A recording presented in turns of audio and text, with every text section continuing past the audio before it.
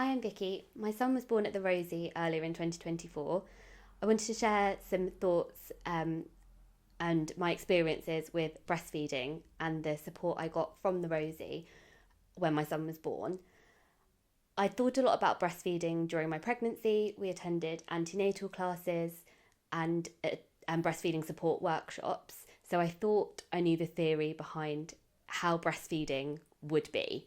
I had family and friends who'd breastfed quite easily, and I think naively I thought that would be the same for me. Unfortunately, when my son was born, we had a few challenges and it wasn't quite as straightforward as I thought. But the Rosie were really, really helpful and were able to support me to solely breastfeed, which is where we are now, 4 months down the line. After my son was born, I tried to breastfeed within the first hour, as you're recommended to do. Unfortunately, it was quite clear that he wouldn't latch. He really, really struggled, and the midwives at the Rosie helped as much as they could, but he was really, really struggling to get that latch on. The midwives had a look at him, watched what he was doing, and it became evident quite quickly that he may have what's called a tongue tie. It's not something that could be diagnosed at the time, so we were kind of pointed in the right direction of some help and guidance around what to do if a baby has a tongue tie, and we were given an urgent referral to see a paediatrician. Although that was happening in the background, the midwives did carry on trying to help us get my son latched and get him breastfeeding, but unfortunately, even if he did latch, he just wouldn't suckle and he wouldn't do anything. So we resorted to having to feed with colostrum syringes straight away. While I was on the postnatal ward, because we'd had that referral to the paediatric team, we were also then introduced to the infant feeding team. They came and saw us within a couple of hours of my son's birth and set me up with a breast pump so that I could really start making sure that my supply was going to be up and running straight away in that sort of critical 48-hour period, even though my son wasn't able to feed directly from me at that stage.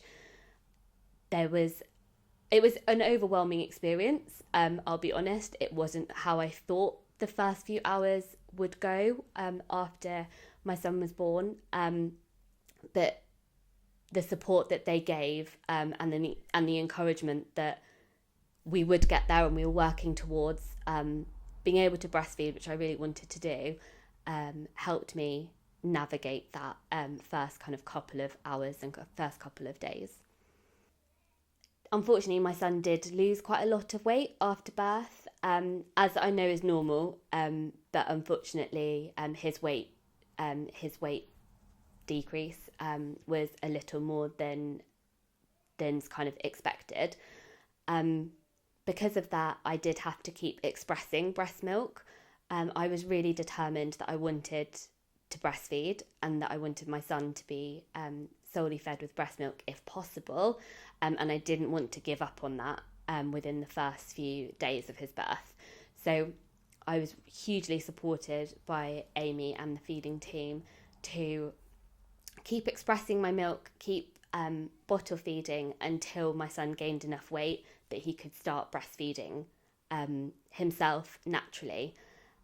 It was challenging and it did take a couple of weeks for my son to be able to latch properly and eat effectively, that he'd gained enough weight and was back to his birth weight. After that point, we then had another feeding plan with Amy and her team, which allowed us to start reducing the amount of express breast milk that my son was eating, to get to the point where he could be sustained solely on breast milk naturally from me, and could have a bottle occasionally if he needed to from my partner. And finally, I just want to say a massive thank you to Amy and the team for all the support that you gave to me and my family. We wouldn't be at this point without you, so thank you.